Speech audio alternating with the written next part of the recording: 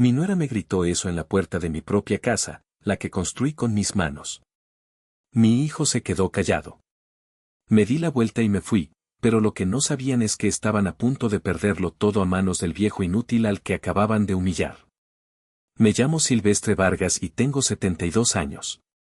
Durante la mayor parte de mi vida, mis manos han conocido la textura de la madera mejor que la piel de la mayoría de las personas. Han sentido el grano áspero del roble, la suavidad sedosa del cedro y la resistencia obstinada del nogal. Con estas manos, construí una vida. Construí un negocio. Y construí un refugio junto al mar, una casa que bauticé La Gaviota en honor a mi difunta esposa, Lucía, que amaba verlas planear sobre las olas. Era un viernes de otoño cuando el motor de mi vieja camioneta Ford se silenció frente al portón de cedro que yo mismo había tallado hacía 2 décadas. El aire salino, una caricia familiar y bienvenida, me prometía un fin de semana de paz, el murmullo de las olas como una nana para mi alma cansada. Pero la paz es un lujo frágil. En lugar del silencio que anhelaba, me recibió una cacofonía de reggaetón a todo volumen y los gritos agudos de niños que no eran los míos. El césped, que yo regaba con devoción casi religiosa, estaba sembrado de latas de cerveza y platos de cartón. 3 coches que no reconocía, sedanes caros y brillantes, ocupaban el camino de entrada como una pequeña armada invasora. Apenas había puesto un pie en el porche cuando la puerta se abrió de golpe. Renata, mi nuera, apareció en el umbral. Llevaba uno de los vestidos de verano de Lucía, uno que yo había guardado en una caja de cedro con bolas de naftalina, un tesoro sagrado. En ella, la tela parecía barata, una parodia.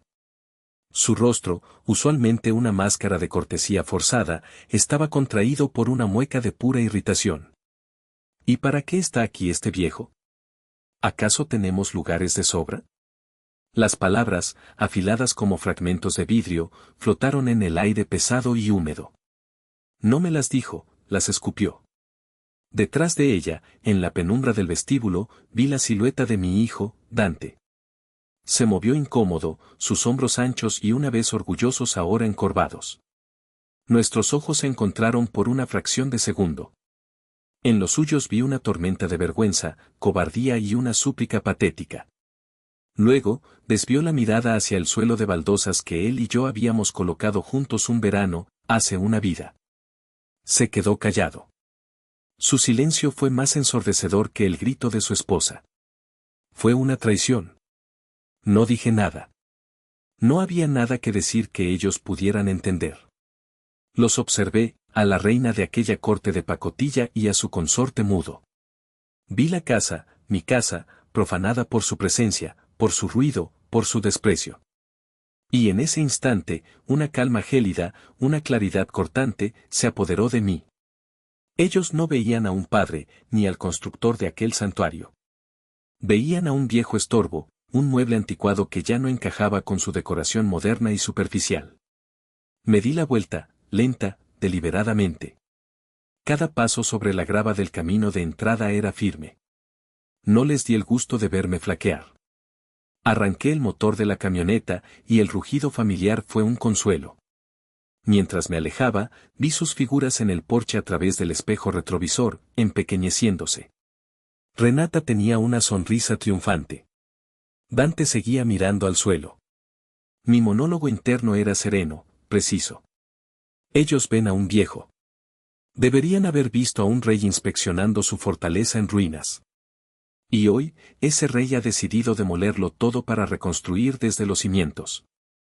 No sabían que el viejo inútil al que acababan de expulsar no solo había construido esa casa, sino que también había construido el mundo entero en el que ellos vivían y respiraban con tanta arrogancia. Y estaba a punto de recordarles quién era el verdadero arquitecto de sus vidas. Conducir sin rumbo durante una hora puede aclarar la mente o llenarla de fantasmas. En mi caso, hizo ambas cosas. Los caminos costeros se desdibujaban mientras mi cabeza se convertía en una galería, un museo privado de pequeñas heridas y grandes decepciones, cada una un cuadro colgado en las paredes de mi memoria. La escena era un restaurante de lujo en la colonia Roma, uno de esos lugares con luces tenues, manteles de lino y precios que te hacen tragar saliva. Dante había sido ascendido a director de proyectos en Innovar Proyectos. Estaba eufórico, y yo, genuinamente orgulloso. Pero la velada no era para celebrar a mi hijo, era para glorificar a Renata. Llevaba un vestido de diseñador y hablaba más alto de lo necesario, asegurándose de que las mesas cercanas oyeran sus casuales menciones a marcas y destinos de viaje. «Es que no te imaginas, Silvestre», me dijo, llamándome por mi nombre de pila como solía hacer cuando quería marcar una distancia sutil. Dante ahora maneja presupuestos de, bueno, cifras con muchos ceros. Millones de pesos en un solo proyecto. Hizo una pausa, tomando un sorbo de su vino de una copa que sostenía con un estudiado aire de displicencia. Es un poco diferente a, ya sabes, calcular el costo de la madera para una silla, ¿verdad?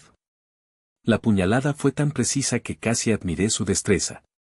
Dante se removió en su asiento, una sombra de incomodidad cruzando su rostro. «Renata, por favor». Cariño, es solo una broma», dijo ella, dándole una palmada en la mano. «Tu padre sabe que admiro su hobby. Es tan pintoresco». Sonreí. Una sonrisa tranquila, la misma que había usado en innumerables mesas de negociación. «No te preocupes, hijo. Tu madre tiene razón. Los números son diferentes. Pero los principios son los mismos, mides 2 veces, cortas una. Un error de 1 milímetro en una pata puede hacer que la silla más cara se tambalee. Un error de 1 cero en un presupuesto, bueno, me imagino que también». Renata me miró con los ojos entrecerrados, sin saber si la estaba desafiando o simplemente siendo un viejo senil. Dante forzó una risa. La conversación cambió, pero la herida quedó, una pequeña cicatriz invisible. Esa noche, me di cuenta de que mi oficio, el fundamento sobre el que había construido todo, era para ellos motivo de vergüenza, un hobby pintoresco. Durante 6 meses, cada noche después de cenar, bajaba a mi taller. El olor a cedro y barniz era mi iglesia. Con mis propias manos, con gubias que conocían la forma de mi palma, tallé un caballo balancín para mi nieto, Nico. No era un juguete, era una herencia. Cada curva de la crin, cada músculo de las patas, estaba imbuido de amor y de historias que planeaba contarle mientras se mecía. En Nochebuena, cuando se lo presenté, los ojos de Nico se iluminaron. Era la reacción pura y sin adulterar de un niño de 5 años ante la maravilla. Pero Renata intervino rápidamente, distrayéndolo con una caja grande y brillante. «Mira, mi amor, lo que te trajo Santa. Es el nuevo iPad Pro». El caballo de madera fue olvidado al instante. Renata me dio un abrazo rápido y superficial. «Muchas gracias, suegro. Es un lindo detalle. Muy tradicional». Más tarde esa noche, mientras buscaba el baño, pasé por la puerta entreabierta de la habitación de invitados. Renata hablaba por teléfono con su hermana. «Sí, un caballo de madera. Te lo juro. Precioso, supongo, pero ¿qué se supone que haga con eso? Ocupa un espacio enorme y es un peligro, astillas por todas partes. Lo guardaré en el garaje, claro. Ya le compramos a Nico el iPad. Es una inversión en su futuro, ¿entiendes? Necesita estar al día con la tecnología, no jugando con juguetes del siglo pasado». Me quedé quieto en el pasillo. No era el regalo rechazado lo que dolía. Era la filosofía detrás de sus palabras. Para ella, el valor de las cosas se medía en su precio y su modernidad. El amor, el tiempo, el alma que yo había invertido en ese trozo de madera, todo eso era invisible para ella, sin valor. Mi legado, para ella, era basura. Estos recuerdos eran solo la capa superficial del dolor. El verdadero epicentro del terremoto en mi alma se encontraba en un lugar mucho más profundo, en una promesa hecha en una habitación de hospital que olía a antiséptico y a miedo. Lucía, mi Lucía, se desvaneció durante 6 largos meses. El cáncer no tuvo piedad. Éramos jóvenes, teníamos sueños, pero no teníamos dinero. Luchamos, vendimos todo lo que teníamos, pero no fue suficiente para acceder a los tratamientos experimentales, a los mejores especialistas. Murió en una cama de un hospital público, sosteniendo mi mano, sus ojos llenos de amor y de una tristeza infinita por el hijo que dejaba atrás. Júrame algo, Silvestre, susurró, su voz apenas un hilo de aire. Júrame que Dante nunca sufrirá como nosotros. Que nunca le faltará nada. Dale el mundo que no pudimos tener.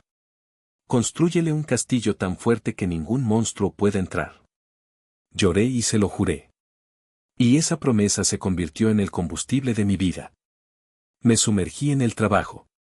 La pequeña carpintería se convirtió en una empresa de muebles. La empresa de muebles en una constructora. La constructora en grupo edifica, un imperio silencioso de concreto, acero y cristal. Me hice rico, obscenamente rico, pero nunca cambié por fuera.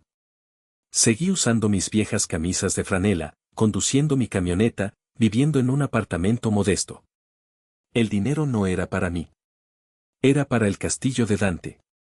Le di la mejor educación, viajes, un apartamento de lujo cuando se casó, un puesto de arranque en una buena empresa sin que él supiera que yo era el dueño. Le di el mundo que le prometí a Lucía. Y ahora, el recuerdo más reciente y amargo se unía a la galería. Hace apenas unos meses, me enteré de que Dante y Renata estaban buscando una casa más grande. He oído que los intereses hipotecarios están bajos, les dije un domingo durante la comida. Si necesitan ayuda con el pago inicial, solo tienen que decírmelo. Tengo unos ahorros. Renata sonrió, una sonrisa condescendiente que no llegaba a sus ojos. Eso es muy amable de su parte, Silvestre. Pero estamos viendo unas propiedades en las lomas. Entonces, en realidad. Con toda honestidad, no creo que sus ahorros cubran ni siquiera la cuota de mantenimiento anual. Pero gracias por el gesto. Dante, como siempre, se quedó callado. Se encogió de hombros, como diciendo así es ella. Pero en su silencio, oí su consentimiento. Oí su vergüenza, no por la grosería de su esposa, sino por la supuesta pobreza de su padre. Ese fue el día en que me di cuenta de que el castillo que había construido para proteger a mi hijo se había convertido en su prisión de arrogancia. Y yo, el rey constructor, me había convertido en el bufón de la corte. La humillación en la puerta de la gaviota no fue el principio del fin. Fue simplemente la última exposición en mi triste museo del dolor. La gota que finalmente hizo que el vaso, lleno hasta el borde con años de desprecios, se derramara. La camioneta Ford, un anacronismo de acero y trabajo duro, contrastaba ridículamente con el entorno al que me dirigía. Dejé atrás la costa y me adentré en el corazón palpitante de la Ciudad de México, hacia Polanco, un distrito donde el aire mismo parece oler a dinero y ambición.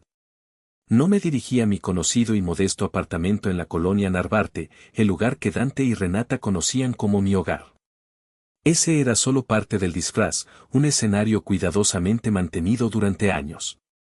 En cambio, conduje hacia la base de un rascacielos de cristal y acero, una aguja que perforaba el cielo contaminado de la ciudad.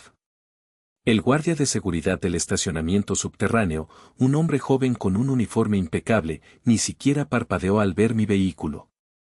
Se enderezó, asintió con un respetuoso buenas tardes, señor Vargas, y activó la barrera que daba acceso a la zona de estacionamiento privado.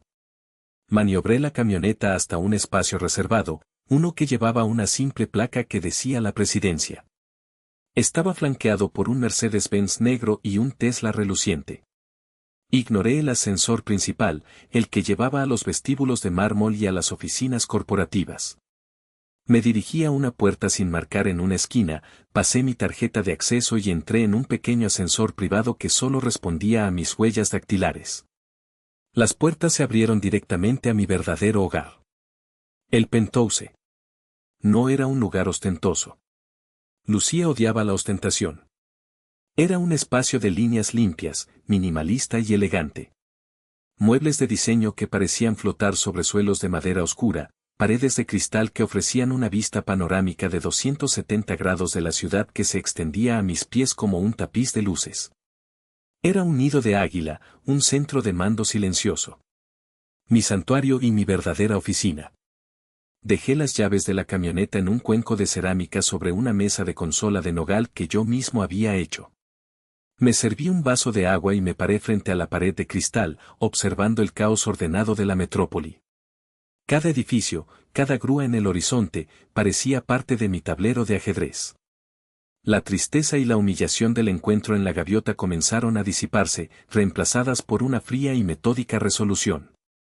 El carpintero, el padre herido, estaba retrocediendo. El estratega, el constructor de imperios, estaba tomando el control. Saqué mi teléfono, no el prepago simple que usaba para mi vida pública, sino un smartphone encriptado. No busqué el número de mi hermana. Aún no. Primero, necesitaba información.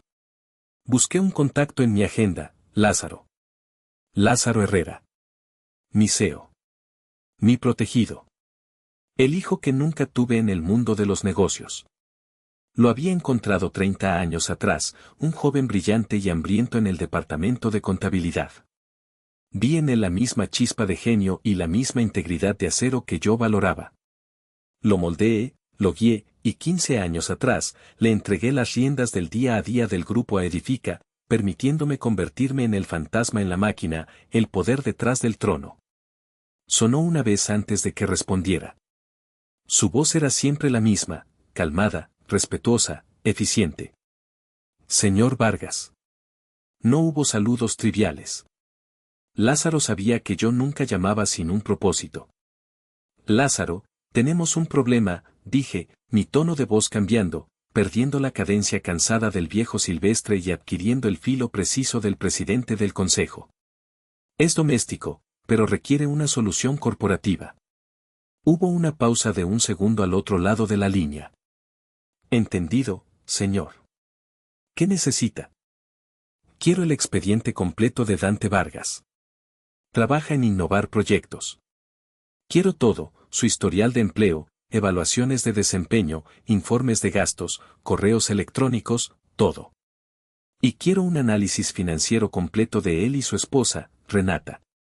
Cuentas bancarias, tarjetas de crédito, deudas. Discreto, por supuesto. Lo quiero en mi escritorio encriptado antes del amanecer. Considérelo hecho, señor. ¿Algo más? Sí. Convoca una junta de consejo extraordinaria para el próximo viernes. A las 9 de la mañana. ¿En la sede central?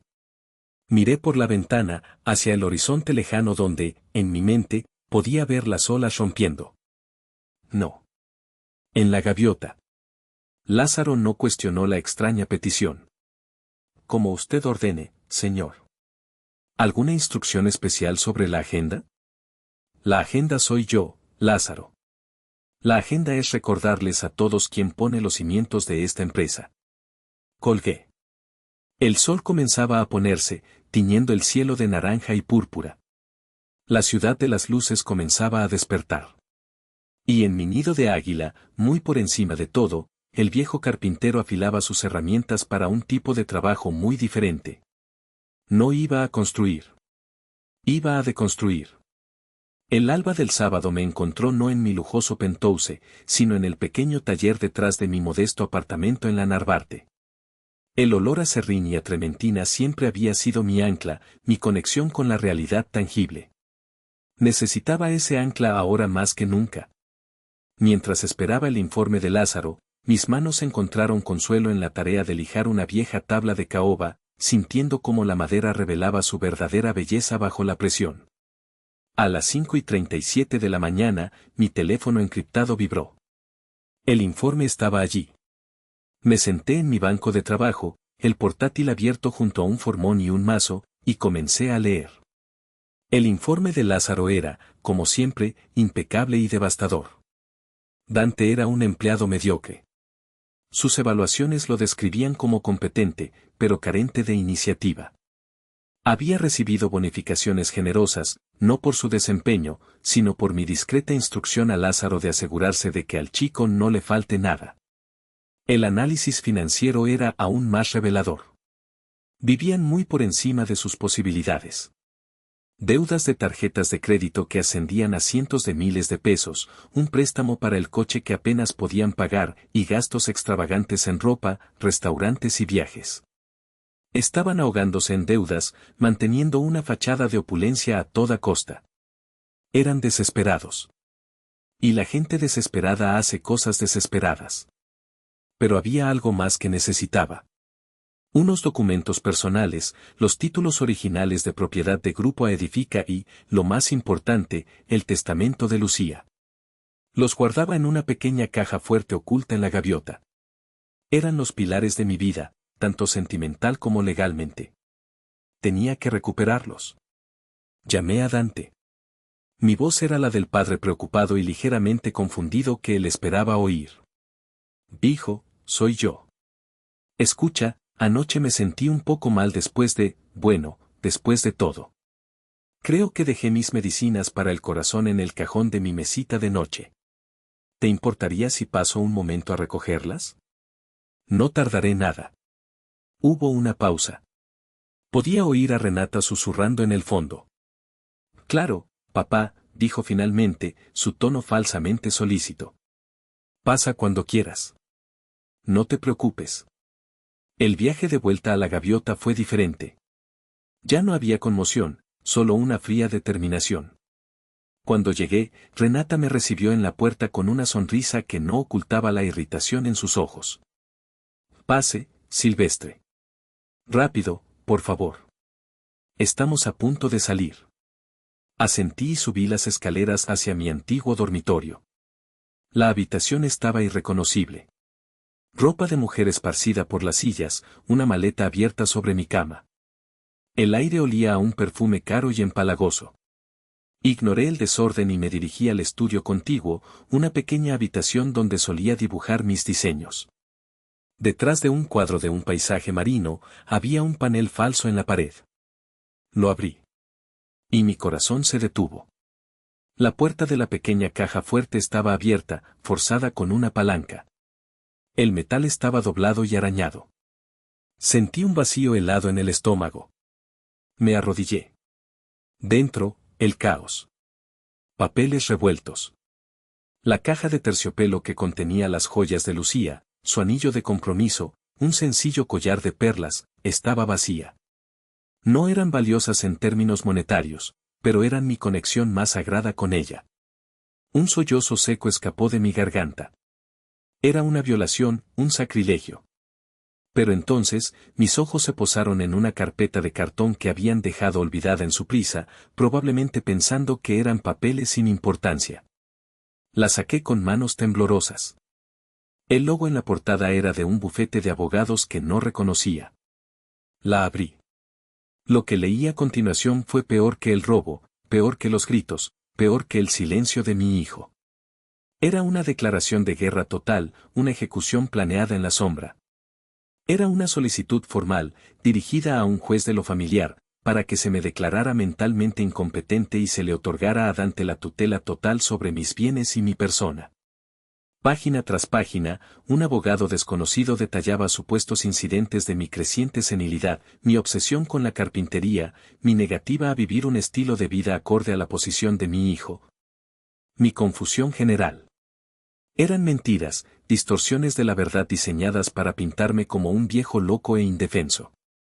Y luego, llegué al anexo. Un informe de evaluación psiquiátrica firmado por un tal doctor Felipe Agüero. El informe afirmaba que, tras una evaluación exhaustiva, se me había diagnosticado demencia senil en etapa moderada, con episodios de paranoia. Describía a un hombre que yo no era. Nunca en mi vida había visto a ese doctor. Era un fraude, un documento comprado y pagado.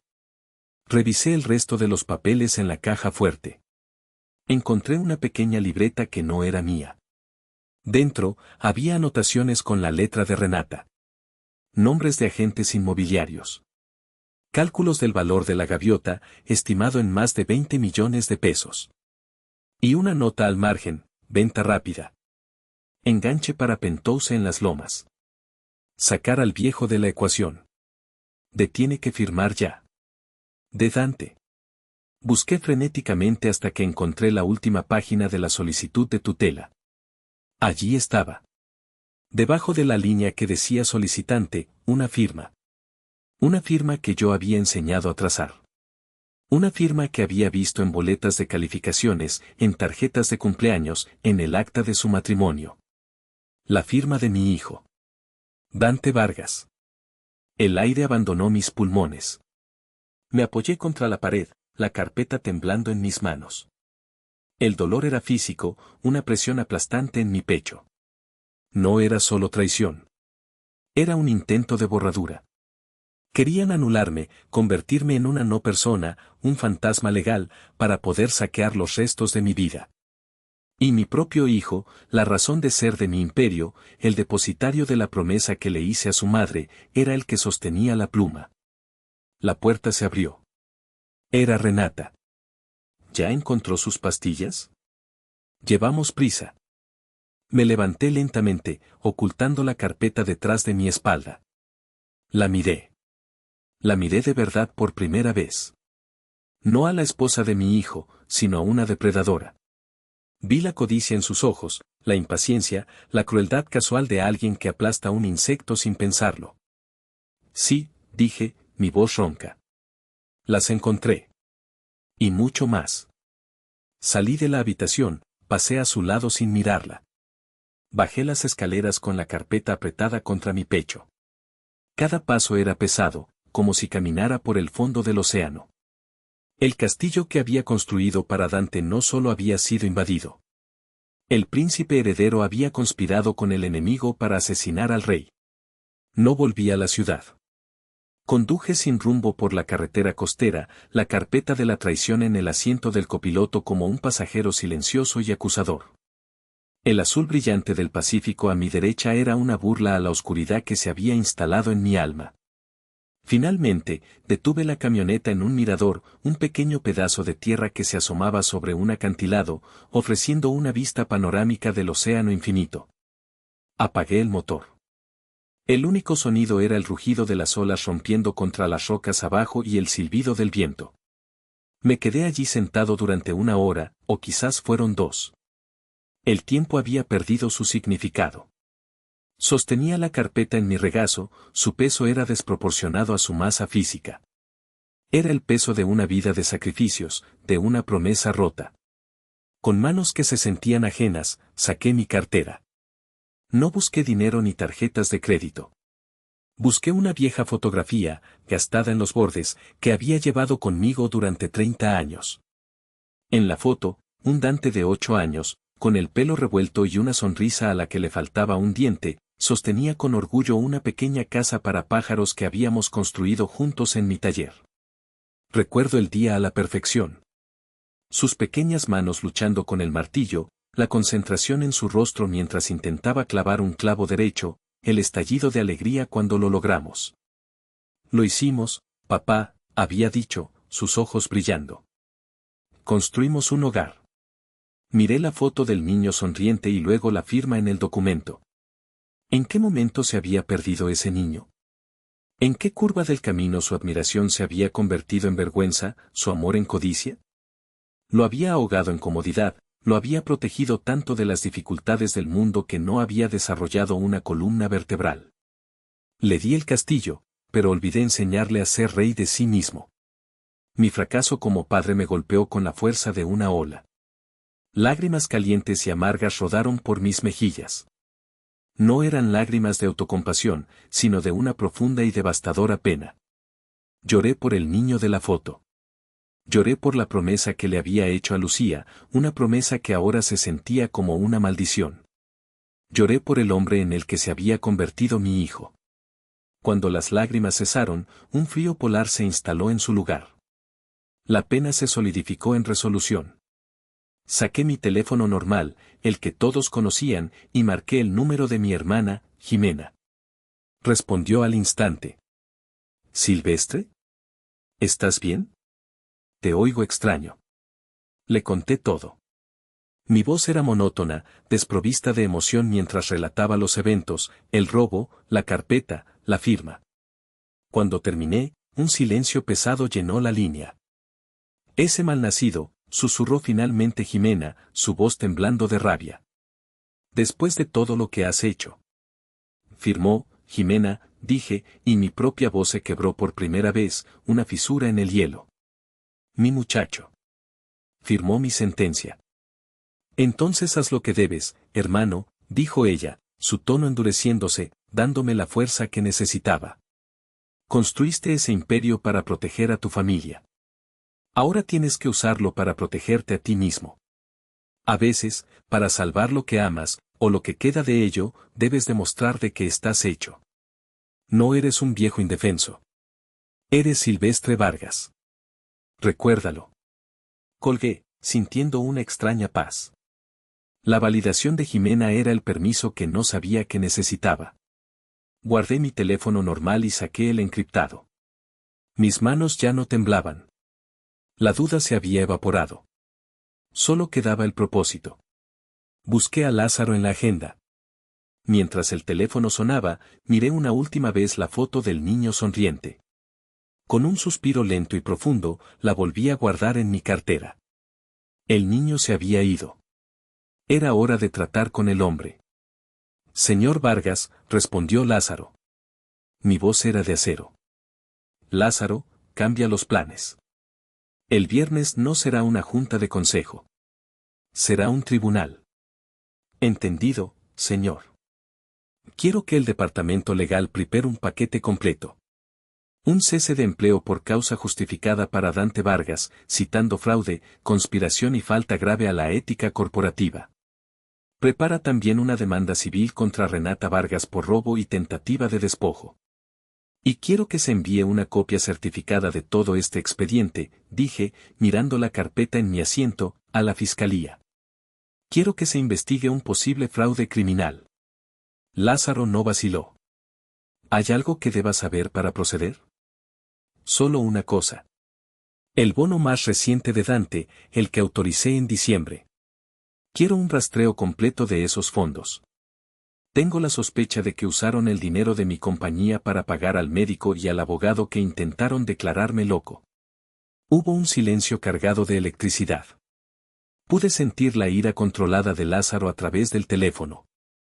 Señor, eso es, monstruoso. Lo sé. Por eso no habrá piedad. Ejecuta el plan, Gaviota, Lázaro. Envía una invitación formal, no negociable, al señor y la señora Vargas.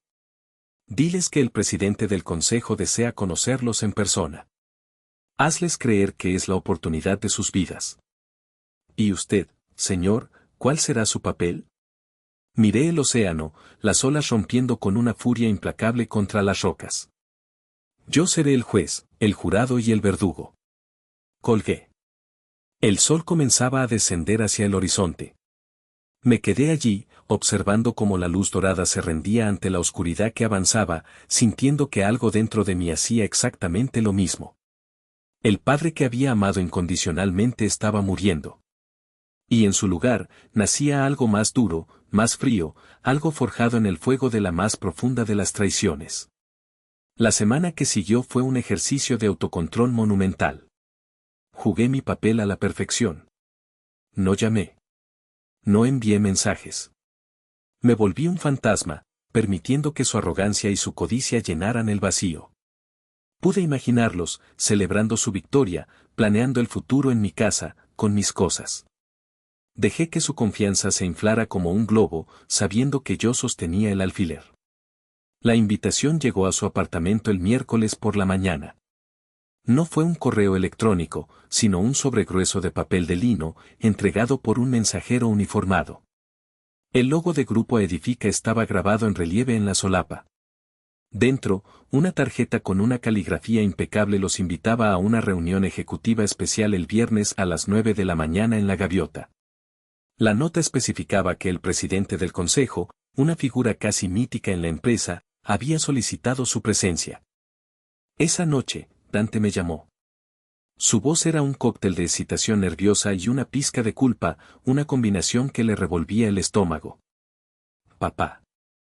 No vas a creerlo. El gran jefe, el dueño de todo, quiere conocerme. A mí y a Renata.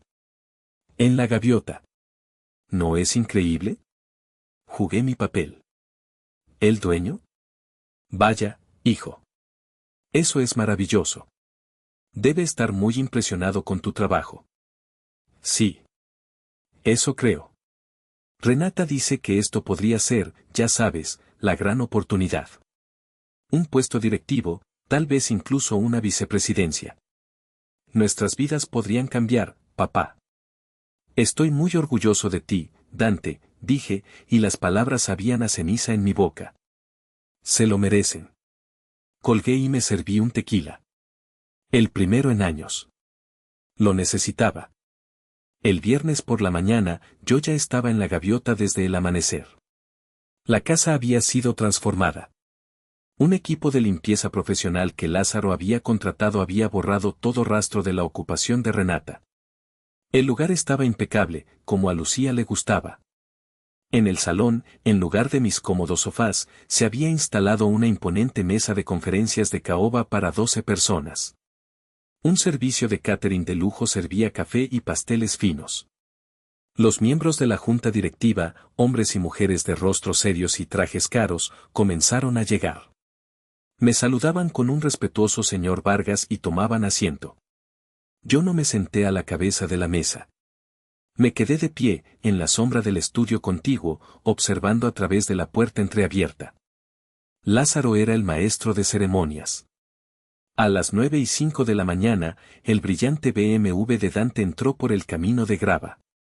Dante llevaba su mejor traje, pero se veía tenso, ajustándose la corbata constantemente. Renata, por otro lado, parecía haber nacido para la ocasión. Llevaba un vestido rojo carmesí, un faro de ambición, y caminaba como si la propiedad ya fuera suya. Lázaro los recibió en la puerta con una sonrisa profesional y enigmática. Señor y señora Vargas. Bienvenidos. El consejo los estaba esperando. Renata le dedicó una sonrisa deslumbrante. Señor Herrera, un placer. Es un honor estar aquí. Mientras entraban en el salón, pude ver la sorpresa y la codicia en sus ojos al ver la transformación. Se sentaron en los dos únicos asientos vacíos al final de la mesa, frente a una gran pantalla de presentación que, por el momento, estaba en blanco. Renata se inclinó y le susurró a Dante, pero su voz emocionada llegó hasta mi escondite. Esta es tu oportunidad, mi amor. Mira este lugar, esta gente. El gran jefe por fin te conocerá. Deslúmbralo.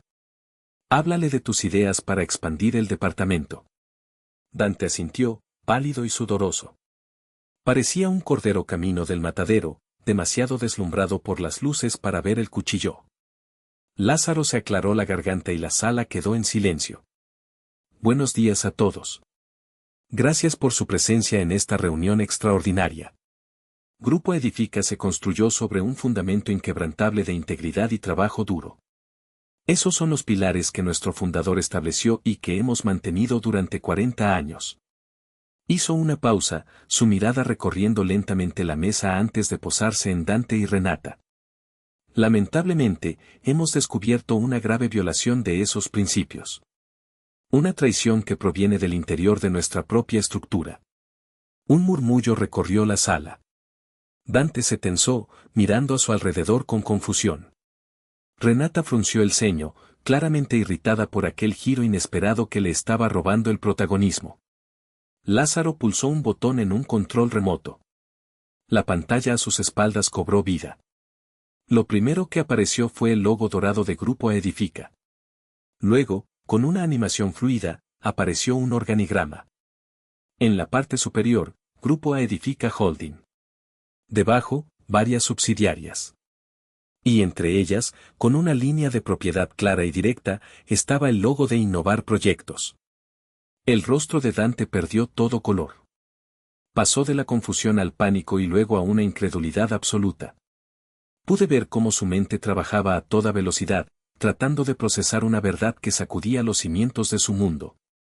Miró a Lázaro, luego a la pantalla, luego a Renata, que ahora lo miraba con una expresión de ¿qué significa esto? Como pueden ver, continuó Lázaro, su voz firme como el granito, Innovar Proyectos fue adquirida por el grupo hace 2 años. Una medida estratégica para integrar verticalmente nuestros servicios de diseño. El señor Dante Vargas, por tanto, ha sido empleado de Grupo Edifica durante los últimos 24 meses. Lázaro hizo otra pausa dramática, dejando que el peso de esa revelación se asentara en la sala.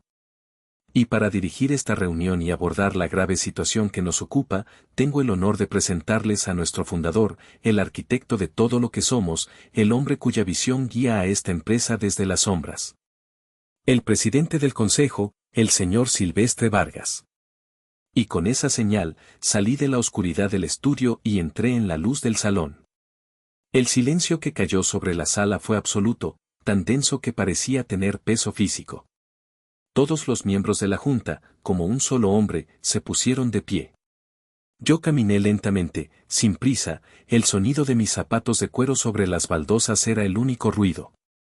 No llevaba mi ropa de trabajo, sino un traje de lana gris oscuro, hecho a medida, que colgaba de mis hombros con la familiaridad de una segunda piel. Mis ojos estaban fijos en los dos rostros al final de la mesa. La expresión de Renata era una mezcla grotesca de shock, incredulidad y un pánico que ascendía rápidamente. Su boca se abrió y se cerró un par de veces, como un pez fuera del agua, pero no salió ningún sonido. Dante estaba petrificado. Su rostro, antes pálido, había adquirido un tono ceniciento. Parecía un hombre que acababa de ver un fantasma, el fantasma de su propia y terrible estupidez. Ignoré a la junta y me dirigí directamente a la cabecera de la mesa, al asiento de poder que siempre había sido mío. Me senté. El resto del consejo me imitó, volviendo a sus asientos en un movimiento sincronizado. Solo Dante y Renata permanecieron congelados en su lugar.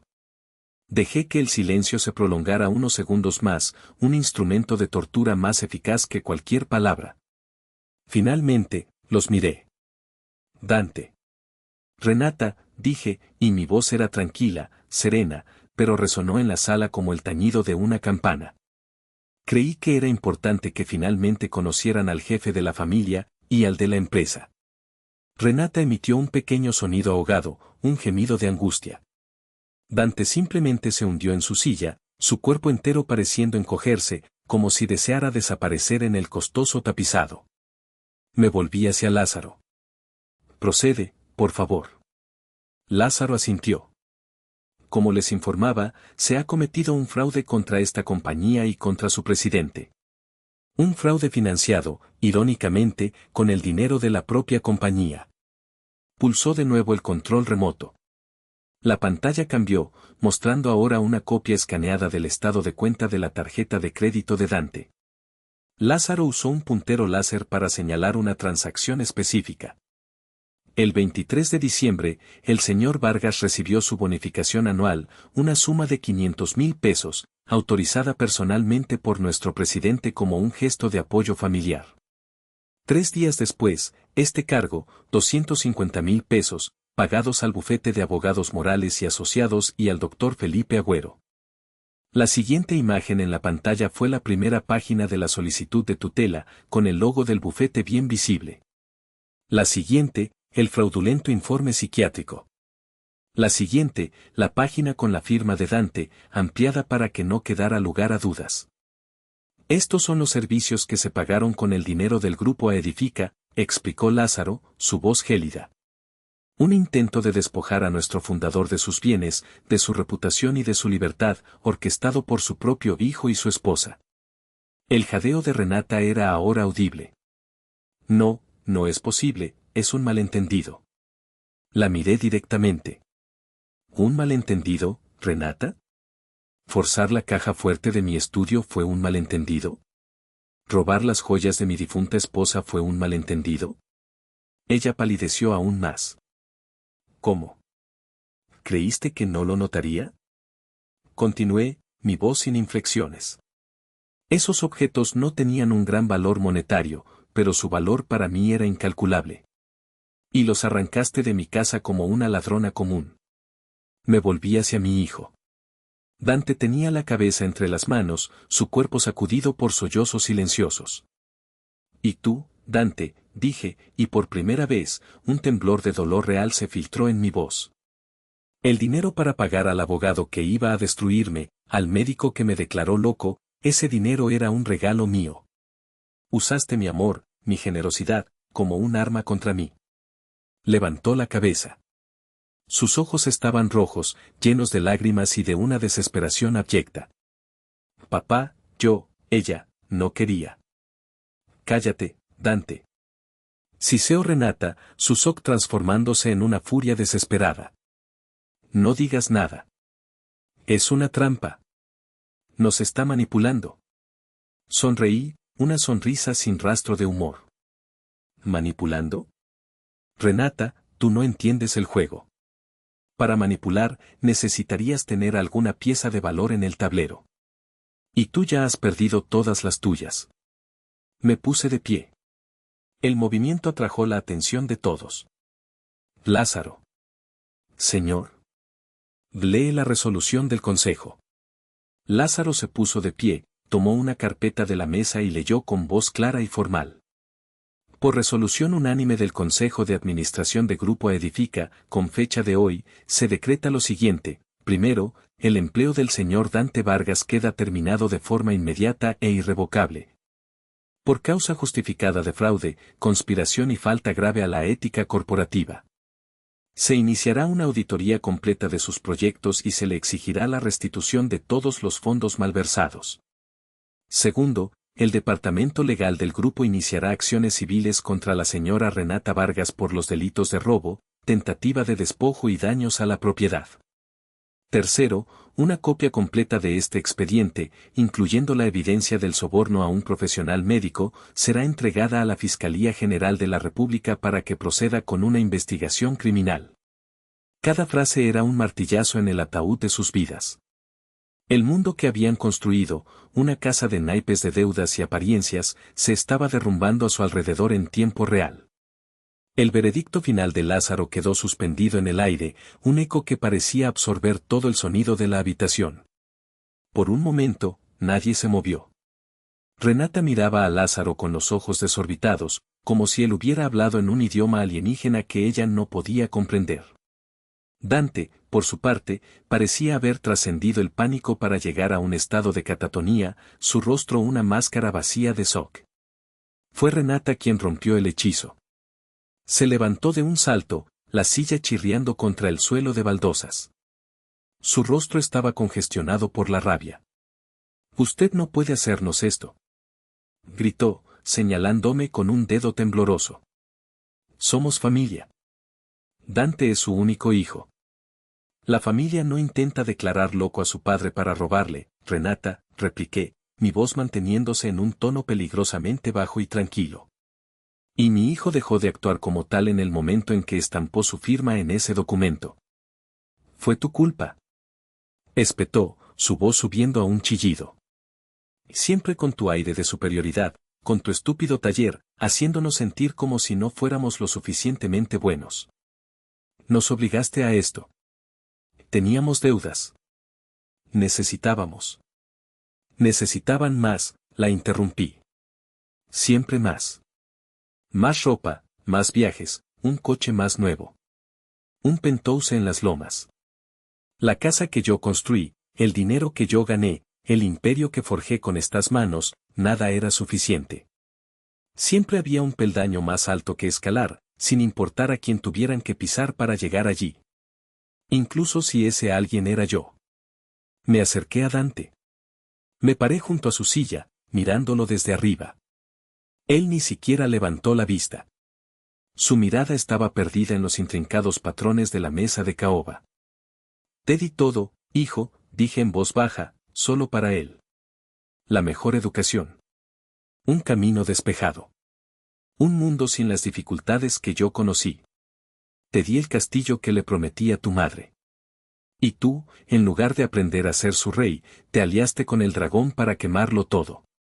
Finalmente, levantó la cabeza. La devastación en su rostro era total. Era la cara de un hombre que no solo había perdido su futuro, sino que acababa de comprender la magnitud de cómo había traicionado su pasado. «Papá, perdóname, por favor», susurró, las palabras rotas por los sollozos. Puse mi mano sobre su hombro. El traje caro no podía ocultar cómo temblaba. «El perdón no es mío para darlo, Dante. Tendrás que encontrar la manera de perdonarte a ti mismo. Y eso, me temo, te llevará el resto de tu vida». En ese momento, dos hombres vestidos con trajes discretos pero de constitución robusta entraron en la sala. Eran del equipo de seguridad de la empresa. Se pararon a una distancia respetuosa, esperando instrucciones. Lázaro asintió hacia ellos. Por favor, escolten al señor y la señora Vargas fuera de la propiedad. Renata se resistió. No pueden echarme. Esta también es mi casa. Se equivoca, señora Vargas, dijo Lázaro con frialdad. Esta casa nunca fue suya. Y ahora, ni siquiera es bienvenida en ella.